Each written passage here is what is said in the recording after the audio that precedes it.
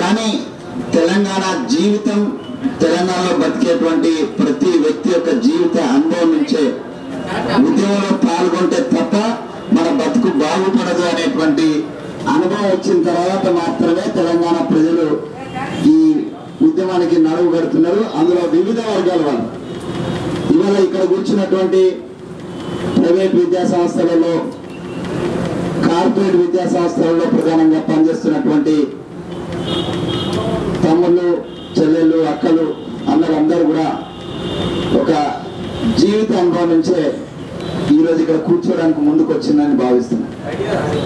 ఆ అనుభవం ఏంటంటే అణచివేతకు గురి కావడం,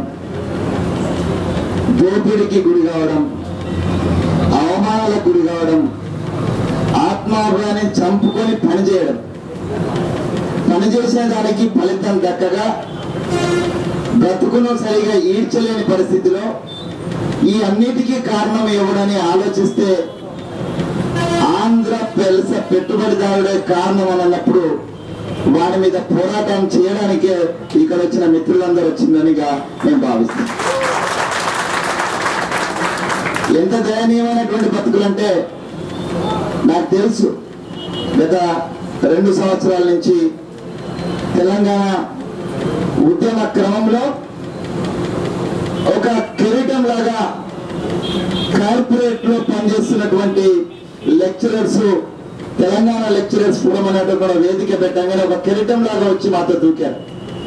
కథన రంగంలో దూకి చాలా ఉత్సాహంగా ఒక తెగింపుతో పనిచేసినారు. కారణం ఏంటంటే ఆ లెక్చరర్ ఎప్పుడు కూడా ఆ సంస్థలలో లెక్చరర్ గా ఎప్పుడు గుర్తించబడలేదు. వాళ్ళు ఒక బానిసలుగానే గుర్తించారు. ఆ బానిస బతుకులకు వ్యతిరేకంగా మాత్రమే లెక్చరర్స్ ఇమ్మీడియట్ గా పోరాటంలో జాయిన్ అయినారు. ఇవాళ మీ పరిస్థితి కూడా అంతే. లెక్చరర్స్ కు మీకు తేడా ఉందనంటే వాళ్ళకి ఎక్కడో కొంత భద్రత కల్పిస్తుంది. ఎందుకంటే వాళ్ళ చేతిలో ఒక సబ్జెక్ట్ అనేటువంటి ఆయుధం ఉన్నది. ఇమ్మీడియట్ గా తొలగిస్తే ఈయనకు ఆల్టర్నేటివ్ అంతే స్థాయిలో పాఠం చెప్పేటువంటి వ్యక్తిని తీసుకురావాలి. అది తీసుకురాలేకపోయేటంటే స్టూడెంట్స్ నుంచి ఒక రివోల్ట్ వస్తుంది. కాబట్టి కొంత భద్రత వాళ్ళకి కనిపిస్తుంది. కానీ మీ పరిస్థితి ఏంది? పొద్దున 6 గంటలకు డ్యూటీలో ఎక్కితే ఆయమ్మలు రాత్రి 7-8 పోతున్నారు. నాకు తెలుసు. కనీసం ఇంటికి వెళ్ళి తమ బిడ్డలకి ఇంత భోజనం పెడతామంటే కూడా కుదరని పరిస్థితి. ఎందుకంటే వీళ్ళు వరకు 8 అవుతుంది. బడికి పోయి వచ్చినప్పుడు వాళ్ళు అలసిపోతారు. వెంటనే వీళ్ళు పోయేసరికి వాళ్ళు పడుకుంటారు. పొద్దున మళ్ళీ వాళ్ళు స్కూల్కి పోయే సమయానికంటే ముందే ఇంతో అంతో వంట చేసి వాళ్ళ గొప్ప చెప్పి మళ్ళీ పొద్దున 6 గంటలకల్లా చీపులు పట్టుకొని కాలేజీలలో ఊడ్చుకుంటూ కూర్చోవాలి. ప్రైవేట్ అకౌంటెంట్స్ లేకపోతే ఫ్లోర్ ఇన్ఛార్జెస్ ఇంకా డిఫరెంట్ పేర్లు డిఫరెంట్ కానీ దోపిడీ మాత్రం ఒక్కటే. పేరుకు మాత్రం అకౌంటెంట్, కానీ ఆమె అకౌంట్ లో డబ్బులు ఉండవు. పేరుకు మాత్రం ఇన్ఛార్జ్, ఫ్లోర్ ఇన్ఛార్జ్, కానీ ఫ్లోర్ ఇన్ఛార్జ్ అని అంటే ఒక సేవకుడు. ఆ ఫ్లోర్ మొత్తానికి ఒక సేవకుడు. ఆ జోనల్ ఇన్ఛార్జ్ లేకపోతే ఇంకెవడో వచ్చి ప్రతి ఒక్కడు దారుణ పోయే దానా ప్రతి ఒక్కరు వచ్చి తిట్టేవాడంటే ఆ ఫ్లోర్ ఇన్ఛార్జ్. ఏంది ఇట్లా ఉన్నారు, అట్లా అప్లై చేస్తున్నారు. నేను ఇంటర్మీడియట్ విద్యలో ఎగ్జామినేషన్ టైంలో అనేక కళాశాలలు ఒకరోజు 10-15 కళాశాలలు దిగినటువంటి రోజులు ఉన్నాయి.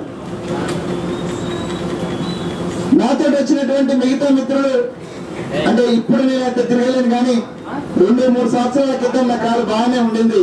అప్పుడు నేను 13 నుంచి 18 కాలేజీలు ఒకరోజు దిగా. తిరుగుతున్నప్పుడు ఒక్క కాలేజీ కూడా భూమి మీద ఉండదు. 3వ ఫ్లోర్ 4వ ఫ్లోర్ లో ఉంటది. నాకు బాగా ఉన్నది. నాతో ఒక్కరోజు వచ్చినటువంటి ఎగ్జామినేషన్ లో స్క్వాడ్ మెంబర్ గా ఈ రోజు వచ్చిన మళ్ళీ నెక్స్ట్ డే రాలేదు. నాతో ఎవరు 6 రోజులు 3 రోజులు నువ్వు ఆ మెట్ల మీద బంగ్లాల మీద ఎక్కిస్తున్నావు ఆయన, మేము రామ్ మీతో అని తెగంపులు చేసుకుని ఇంకొక బ్యాచ్ తెలంగాణ వచ్చింది. ఎవ్రీడే తెలంగాణ వచ్చిండు. ఆ ఆకాశ అరణ్యాలలో కాలేజీలు నడపడమే ఒక భయంకరమైన విషయం. అంటే వీటినన్నింటినీ శుభ్రంగా ఉంచడము, లేకపోతే వాటినన్నింటినీ కాపలా కాయడము, ఇదంతా పని అంతా చేస్తున్నటువంటిది నా టీచింగ్ ఎంప్లాయీస్. మరి వెన్నెముక్కగా నిలబడి యొక్క జీతభత్యాలు ఏంటంటే నాకు తెలుసు ఆయమ్మలకు 18,000 ఇస్తున్నారు. ఎంత అక్రమం అంటే 1800 ఇస్తే ఆ 1800 రూపాయలలో మళ్ళీ ఈఎస్ఐ పేరుతోటి 450 రూపాయలు పిఎఫ్ పేరుతోటి. ఇలా మా సీనియర్కి నేను అప్పీల్ చేస్తున్నా. గెజిటెడ్ ఆఫీసర్ చాలా మంది తెలుసు, ఈఎస్ఐకి సంబంధించినటువంటి అనేక మంది ఆఫీసర్స్ అన్నకు తెలుసు కాబట్టి నేను ఈ సభ వేదిక మీదకి వెళ్ళి వారికి విజ్ఞప్తి చేస్తున్నా. మేము ఎవిడెన్సెస్ ఇస్తాం. గత 1.5 సంవత్సరాలుగా 2 సంవత్సరాలుగా ఈఎస్ఐ కట్ చేసినటువంటి నారాయణ చైతన్య కళాశాలలు వాటి అకౌంట్ ను గవర్నమెంట్ కు చేర్చలేదు. ఇప్పటి వరకు కార్డ్స్ ఇవ్వలేదు. ఈ కార్డ్స్ కారణంగా 2-3 సందర్భాల్లో వాళ్ళ ట్రీట్మెంట్ చేసుకోలేక చనిపోయిన సందర్భాలు ఉన్నాయి. ఈ అన్నిటికీ ఉరి శిక్ష వేసినా కూడా తప్పలేదు. మరి గవర్నమెంట్ నుంచి ఏ చర్య తీసుకోవాలా ఆ చర్య తప్పనిసరిగా చీటింగ్ కేసు సిబిఐ ఎంక్వైరీ ఎక్కర్లేదు. కానీ ఇక్కడ ఉన్నటువంటి ఎస్ఐ ఇక్కడ ఉన్నటువంటి ఒక ఆఫీసర్ ఎంక్వైరీని అన్న నేతృత్వంలో తప్పనిసరిగా వచ్చేటట్టుగా మీ అందరి డబ్బులు ఏవైతే కట్టైన వాటికి ఏవైతే కట్టైన ఇప్పటివరకు మనకు ఉపయోగపడలేదు. ఈఎస్ఐ పేరుతో కానొచ్చిండే అంటే ఉపయోగపడేది, కానీ ఉపయోగపడలేదు. కాబట్టి దానికి 10 రెట్ల డబ్బులు గవర్నమెంట్ నుంచి కట్టాల్సిన డబ్బులు వాళ్ళ దగ్గర పెట్టుకున్నందుకు 10 రెట్ల డబ్బులు యాజమాన్యాల నుంచి ముక్కుపిండి చేయాల్సిన అవసరం ఉంది. దాంట్లో మాకు గవర్నమెంట్ సహకరించాలని అన్న శ్రీనివాస్ గౌడ్ గారిని కోరుతున్నాను. మిత్రులారా, నేను ముందే చెప్పినాను, జీవితానుభవం నుంచే మనకు పోరాటం నేర్పింది. పోరాడితే పోయేదేం లేదు, బానిస సంఖ్యలు తప్ప అని నేను చిన్నప్పుడు చాలాసార్లు స్లోగన్ చూసినాను. ఇప్పుడు పోరాడితే పోయేదేం లేదు, బానిస సంఖ్యలు తప్ప అనేటువంటి స్లోగన్ ఇవాళ కూడా వర్తిస్తుంది, ఎవరిగ్రీన్ గా వర్తిస్తుంది. ఇప్పుడు మీకు బానిస సంఖ్యలు ఉన్నాయి, ఆ సంఖ్యలు తెంచుకుంటే మనం తెలంగాణ తల్లి సంఖ్యలు పెంచడం కోసం ముందుకెళ్ళగలుగుతాం. ముందు మీ సంఖ్యలు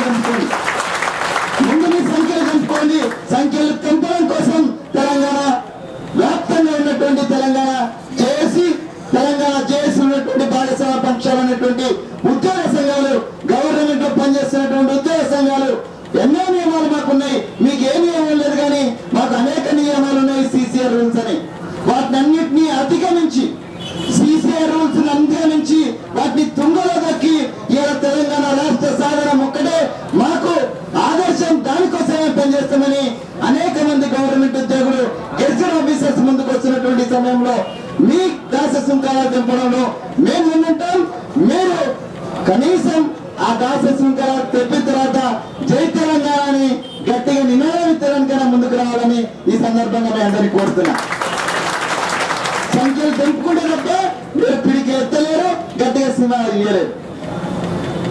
కాబట్టి సమస్యల విషయంలో ఒక గ్రౌండ్ అయితే ప్రిపేర్ చేయబడింది. మీ శాలరీస్ విషయంలో కావచ్చు, మీకు సంబంధించినటువంటి ఉద్యోగ భద్రత విషయంలో కావచ్చు, గత 2 సంవత్సరాలుగా తెలంగాణ లెక్చరర్ ఫోరం చేసిన పని కారణంగా ప్రైవేట్ విద్యా సంస్థలలో, కార్పొరేట్ విద్యా సంస్థలలో ఒక ఈక్వేషన్ అయితే రెడీ అయి ఉన్నది. ఈక్వేషన్ లో 1 బదులు 2, 2 బదులు 3 పెట్టడమే మిగిలిపోయింది. ఇప్పుడు మనం ఆ ఈక్వేషన్ లో పెట్టాల్సింది ఎలా నాన్ టీచింగ్ స్టాఫ్ యొక్క భద్రత, దానికి సంబంధించినటువంటి వివరాలను అందులో పెడితే ఈక్వేషన్ నుంచి మనకు రావాల్సిన భద్రత, మనకు రావాల్సిన సాలరీస్ అన్ని కూడా రావడం తప్పనిసరి అవుతుంది. దానికి మేము పోరాటం చేస్తాం. సత్యం యొక్క నేతృత్వంలో మీరందరికీ బాసలుగా నిలబడతామనే విషయాన్ని నేను మీ అందరికీ సభాముఖంగా తెలియజేస్తున్నాం. ఇంకా ఇదంతా ఒక ఎత్తు అయితే తెలంగాణ పోరాటం ఒక ఎత్తు. సమస్యల కోసం పోరాటం చేస్తామని మేము చెప్తున్నాం. మాకు తెలిసిన సమస్యలకు ఆల్రెడీ మేము అటెండ్ చేసినాం. 600 కోట్ల పైచిలకు టర్నోవర్ ఉన్నటువంటి నారాయణ శ్రీ చైతన్య సంస్థలు 6 రూపాయల జీతం పెంచాలి, 60 రూపాయల జీతం పెంచాలంటే 600 రోజులు ఆలోచించేటువంటి దౌర్భాగ్య స్థితి ఉన్నది. కాబట్టి ఆ దౌర్భాగ్య స్థితి నుంచి బయటపడాలంటే మన పోరాటం సరిపోదు. వాన్ దగ్గర ఉండి ఆలోచన వాన్ చేతుల్లో ఉంటది, ఇంప్లిమెంటేషన్ వాన్ చేతుల్లో ఉంటది. వాన్ చేతిలో ఉండగా మనం ఎంత గించుకున్నా మనం మేము కూడా పోరాటం చేసినాం. ఎంత చేసినా కూడా 25 రూపాయలు కూరగాయల కొంత దరిద్రంగా గురుగారి దగ్గర కూడా బేరమాడని పరిస్థితులు ఈ చైతన్య నారాయణ సంస్థ అట్లా బేరమాడినటువంటి సందర్భం. కాబట్టి ఈ వ్యవస్థలో మార్పు రావాలా, వ్యవస్థలో మార్పు రావాలంటే తెలంగాణ రాష్ట్రం రావాలా, అంతకు మించి ఇంకొక మార్గం లేదు. కాబట్టి తెలంగాణ రాష్ట్ర సాధన కోసం పోరాటమే మన అన్ని సమస్యలకు పరిష్కారం. చిన్నప్పుడు చాలాసార్లు విన్నా, వీటిలో నేను అప్పుడప్పుడు ఇట్లా అంబర్పేట మీదకి వెళ్తే అక్కడి నుంచి వెళ్తాం, జిందర్ తిలిస్మాత్ కంపెనీ ముందు నుంచి వాసన అయితే వస్తుంది, సర్వరోగ నివారణ జిందర్ తిలిస్మాత్. చాలా సార్లు నేను అప్పుడు చిన్నప్పుడు గొడవల మీద రోజు నిజంగా కూడా కడుపు నొప్పి వచ్చినా, కాలు నొప్పి వచ్చినా, వర్షం పట్టినా, ఏది వచ్చినా కూడా ఒక 2 చుక్కలు నీళ్ళలో కలిపి మా అమ్మ ఆపించేది. నిజంగానే బంద్ అయిపోయేది. ఇలా మీ అందరికీ నేను ఏదో పని చేసేది అందరికీ అర్థమైపోయింది. సర్వరోగ నివారణ జిందర్ తిలిస్మాత్ అవునో కాదో నాకు తెలియదు, కానీ సర్వ సమస్యలకు తెలంగాణ 4.5 కోట్ల ప్రజల యొక్క సర్వ సమస్యలకు పరిష్కారం ఒకటి తెలంగాణ రాష్ట్రం మాత్రమే. తెలంగాణ రాష్ట్రం మాత్రమే అన్ని సమస్యలకు పరిష్కారం. కొడుకులు ఇప్పుడు ఆడినట్టు ఆడలేరు. రేపు తెలంగాణ ప్రభుత్వం వస్తే రేపు మన ఆఫీసర్స్ ఉంటారు. సీఎం పేషీలో అన్న సీనన్న కనిపిస్తారు. ఎవరి తాత ఎట్లొచ్చాలో ఇంటర్మీడియట్ బోర్డులో ప్రధానమైనటువంటి బాధ్యతలలో అన్న ఇంటర్మీడియట్ బోర్డులో అన్న విద్యలను ఉంటారు. అప్పుడు నారాయణ శ్రీచైతన్య సాధించడానికి కుదరదు. ఎడ్యుకేషన్ ఫీల్డ్ లో టీచర్లకు సంబంధించి నేను ఉంటాను. మీ ముందు పోరాటం చేయడానికి సత్యం ఉంటాడు, సత్యంతో పాటు సత్యం యొక్క కార్యవర్గం ఉంటుంది, మీరందరూ ఉంటారు. కాబట్టి ఇష్టం ఉన్నట్టు తోక జాడించడానికి ఆడించడానికి కుదరదు. చాలా సింపుల్ సామెత అండి. నాకు గుర్తుంది, నా ఇంటర్మీడియట్ లో నా ఫ్రెండ్ మ్యారేజ్ అయింది. వాడు ఇంటర్మీడియట్, నేను ఇంటర్మీడియట్ లో పెళ్ళైంది. 10 కిలోమీటర్లు నడిచి వాళ్ళ పెళ్లికి పోయినా. పెళ్లికి పోయి తాపత్రయం అంత ఏంటంటే మధ్యాహ్న భోజనం సమయంలో వాడు కూర్చున్న బంతిలోనే వాడి పక్కన సీటు కోసం 5-6 పోటీ పడ్డాం. ఎందుకు పడ్డామంటే వాడి పక్కన కూర్చుంటే తప్పక ఒక ముక్క ఎక్కువ పడుతుందని. అట్లీస్ట్ వాడు కూర్చున్న రోలన్నా ఉందామనే ప్రయత్నం చేస్తాం. లేదంటే ఇంకొక ప్రయత్నం ఏం చేస్తామంటే వడ్డించేటోడు ఎవడన్నా మనవాడు ఉన్నాడా, వాడు ఏ రోజు వడ్డిస్తున్నాడో గాయలా కూర్చుంటాడు. అంటే వడ్డించేవాడు మనవాడు ఉంటే నీకు ఆ మూలకున్నా ఈ మూలకున్నా పెళ్లి కొడుకు పక్కనున్నా వెనకాలన్నా తప్పనిసరిగా ఒక తునక తప్పనిసరిగా ఎక్కువ పడితే ఒక 3 బొక్కన్నా తప్పనిసరిగా వస్తుంది. కాబట్టి వడ్డించేవాడు మనవాడు కాదు. ఆంధ్ర పెత్తందారుడు కిరణ్ కుమార్ రెడ్డి, వాడి తాబేదారులైనటువంటి వాడి ప్రభుత్వాన్ని గమ్మత్తుగా ఎక్కడైనా ప్రపంచ చరిత్ర, నేనైతే నాకు రాజకీయం తెలిసినప్పటి నుంచి మొత్తం భారతదేశ చరిత్రలో ప్రతిపక్షం వాడు అధికార పక్షాన్ని రక్షించినటువంటి సందర్భం నేను చూడలే. కానీ దానికి మొదటి వాడు చివరి వాడు బహుశా చంద్రబాబు నాయుడు, కిరణ్ కుమార్ రెడ్డి గారిని చంద్రబాబు నాయుడు గారు రక్షిస్తున్నాడు. నేను దమ్ముంటే ఇండైరెక్ట్ గా ఆంధ్రులంతా ఒకటే, ఆంధ్ర వలస పెట్టుబడిదారు కొడుకులంతా ఒకటే. జగన్కి నిజంగా సిద్ధతుంటే 6 నెలలకు ముందే ప్రభుత్వం పడగొట్టాడు. వారు పడగొట్టలేదంటే ఇండైరెక్ట్ గా నిన్న కూడా ఢిల్లీకి పోయి మాట్లాడిన తీరు చూసినాం. కాబట్టి వారు పడగొట్టారు అనిపిస్తుంది. పైకి మనందరికి అనిపిస్తుంది ఆ జగన్ 29 మంది పోయి పోతుంది అనుకుంటున్నాం. వాళ్ళు పోతే 60 మందితోటి జగన్ చంద్రబాబు నాయుడు రెడీ ఉన్నాడు. నిన్న ఆయనకు మొన్న చిరంజీవి గారు రెడీగా వచ్చి చేరిపోయాడు. 15 మందిలో 14 మందిలో తీసుకొచ్చి ఇక్కడ ఉన్నటువంటి కుహాన తెలంగాణ వాదులైనటువంటి తెలంగాణ వస్తే మాకు అభ్యంతరం లేదు, కానీ తెలంగాణ అయితే ఇట్లుండాలి అట్లుండాలని ఏదో మాట్లాడుతున్నటువంటి ఇక్కడ ఉన్నటువంటి ఎంఐఎం కూడా 7 సీట్లతో కిరణ్ కుమార్ రెడ్డి ఇక్కడ జారిపోతే మూసీ నదిలో బాగుండా ఆపుతామని ఓల్డ్ సిటీ నుంచి 7 ఎమ్మెల్యేలు రెడీగా ఉన్నారు. ఇంతమంది వారిని కాపాడడానికి రెడీగా ఉన్నారు. కాబట్టి వారు కాపాడుతాడు, వారు ఉంటాడు, ఉండేవాడు మనోడు కాదు. నేను చెప్పినట్టు ఏంటంటే వడ్డించేవాడు మన వాళ్ళు అయితే ఇవ్వాలా ప్లానింగ్ లో మన వాళ్ళు లేరు, ఎగ్జిక్యూషన్ లో మన వాళ్ళు లేరు, ఇంప్లిమెంటేషన్ లో మన వాళ్ళు లేరు. ఎట్లా మీకు మీ సమస్యలు సాల్వ్ అవుతాయని ఆలోచిస్తున్నారు. ఎట్లా సమస్యలు సాల్వ్ అవుతాయి? ఇవాళ ఇండస్ట్రీస్ వాళ్ళే, ఇండస్ట్రీస్ కి సంబంధించినటువంటి డబ్బులు మాత్రం మనకి, ఇండస్ట్రీస్ వాళ్ళే, ఇండస్ట్రీస్ సంబంధించినటువంటి మొత్తం భూములన్నీ కూడా మనయే, లీజుకి ఇచ్చిన భూములు కూడా మనయే. మరి ఇచ్చేటోడు వాడు, తెచ్చుకునేటోడు వాడు మధ్యలో నలిగిపోతున్నది. మన భూముల మీద మనకు హక్కు లేదు, మన డబ్బుల మీద మనకు హక్కు లేదు. ఇక్కడ ఉన్న SBI అకౌంట్